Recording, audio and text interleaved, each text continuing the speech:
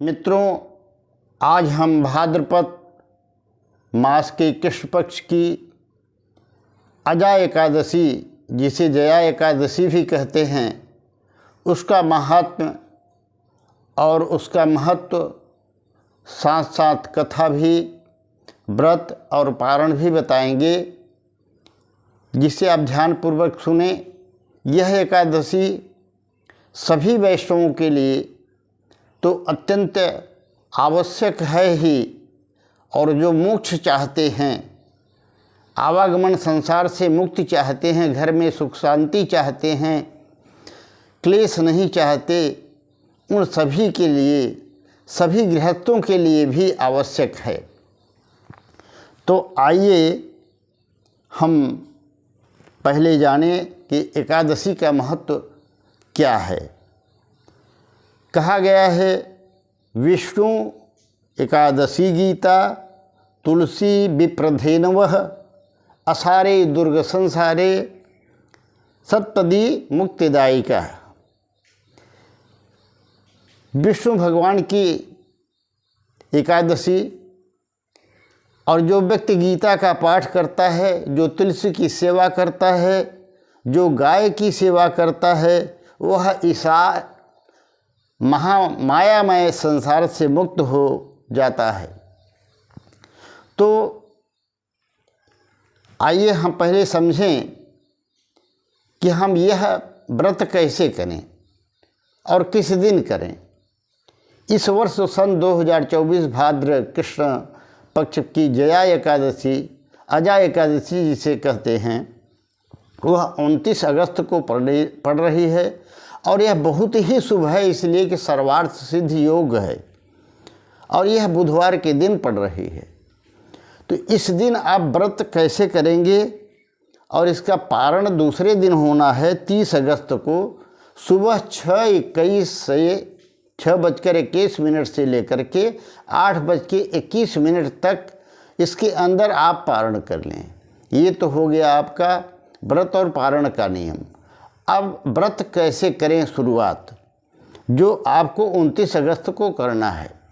सुबह भोर में उठ करके 4 और 5 बजे के बीच लगभग उठ जाएं और स्नान करें। स्नान करते समय यह मंत्र अवश्य बोलें, क्योंकि इस मंत्र का बहुत बड़ा प्रभाव है जो आपको मोक्ष देने वाला है।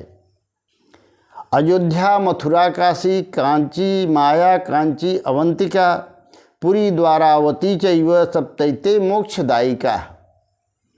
कौन सा मंत्र है? अयोध्या मथुरा काशी माया कांची अवंतिका पुरी द्वारावती चैव सप्तैते मोक्षदायिका। पहला नाम अयोध्या का है, जहाँ भगवान श्री रामकृष्ण का, राम जी का जन्म हुआ था।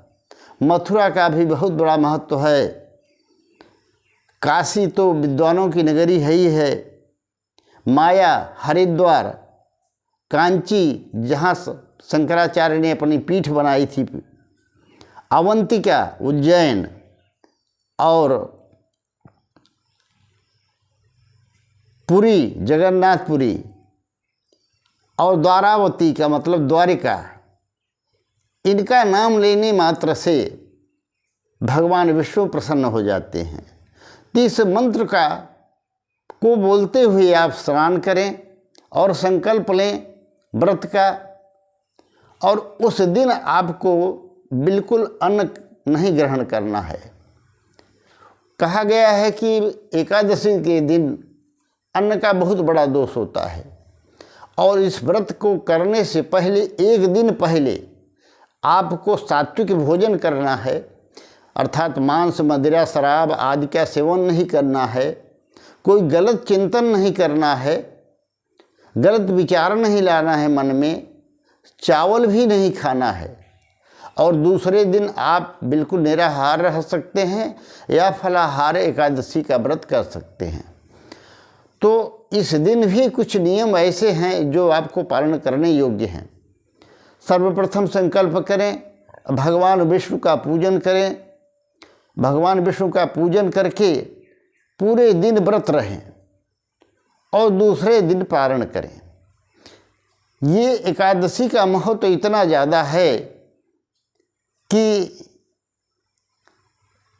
जब राजा हरिश्चंद्र का सारा राज्य, धन, वैभव, सब कुछ, यहाँ तक कि उनको और उनके पत्नी और पुत्र तक को बेचना पड़ गया विश्वामित्र को दान देने के कारण, और बहुत दिनों तक चांडाल के यहाँ नौकरी करते रहे, तो उनका उद्धार इसी एकादशी से हुआ जो उन्हें गौतम ऋषि ने बताया था। और गौतम ऋषि ने बताया कि जया एकादशी, अजय एकादशी का व्रत करो, तुम्हारी मुक्ति हो जाएगी और भगवान विष्णु तुम पर कृपा करेंगे। तब राजा हरिश्चंद्र, जो सत्यवादी हरिश्चंद्र के नाम से विख्यात हैं, उन्होंने इसी एकादशी का व्रत नियम पूर्वक किया था। और जब 12वें वर्ष एकादशी पूर्ण हुई तो बहुत बड़ा चमत्कार हुआ। भगवान विष्णु अवतरित हुए और साक्षात वैकुंठ उन्हें प्रदान किया। तो मित्रों, इस एकादशी का इतना बड़ा महत्व है जिसे वैष्णव लोग तो निश्चित रूप से करते ही हैं, परंतु हर गृहस्थ व्यक्ति को, बालक और वृद्ध को छोड़कर, जो नहीं रह सकते, अशक्त हैं, सभी को करना चाहिए। आपके घर में धन धान्य से परिपूर्ण घर तो होगा ही, घर में किसी प्रकार का क्लेश नहीं होगा, सात्विक वातावरण सदैव बना रहेगा, परिवार में एक दूसरे से प्रेम रहेगा और अनेक प्रकार के जो कर्ज आप पर लदे हैं, आप में अशांति है, वह दूर हो जाएगी। इस एकादशी का इतना बड़ा महत्व है। तो मित्रों, उस दिन कुछ आपको नियम का पालन करना ही है। अन्न त्याग तो करेंगे ही। फल में आप दूध, दही, घी ले सकते हैं, साथ साथ सात्विक फल भी ले सकते हैं। प्याज, लहसुन तो बिल्कुल खाना नहीं है। मांस, मदिरा की तो बात ही अलग है, बिल्कुल छूना नहीं है। और साथ साथ आपको अपने मन में किसी प्रकार का कोई गलत विचार नहीं लाना है। गऊ को नहीं सताना है, बल्कि गऊ की सेवा करनी है, ब्राह्मण की सेवा करनी है, और किसी भी व्यक्ति को अपमानित नहीं करना है। बिल्कुल सात्विक विचार से आप उस व्रत को करें, आपको अवश्य फल मिलेगा और आप मुक्ति को प्राप्त करेंगे। भगवान विष्णु की कृपा होगी। मित्रों, आज की वीडियो इतना ही तक ही। आप नियम पूर्वक 29 अगस्त को व्रत अवश्य करें और इसका लाभ उठाएं। पारण नियम अनुसार 30 तारीख को 6:21 से लेकर के 8:21 तक अवश्य कर लें, आपको पूर्ण लाभ होगा। वीडियो अच्छा लगा हो तो सब्सक्राइब अवश्य कर दीजिएगा, अवश्य करके लाइक और कमेंट ज़रूर कीजिएगा, क्योंकि हमने नियम बनाया है कि जो भी व्यक्ति कमेंट करेगा हम उस पर अपना विचार रखेंगे और उसके नाम को अवश्य बोलेंगे अगले वीडियो में। तो राधे राधे तो ज़रूर लिख दीजिएगा।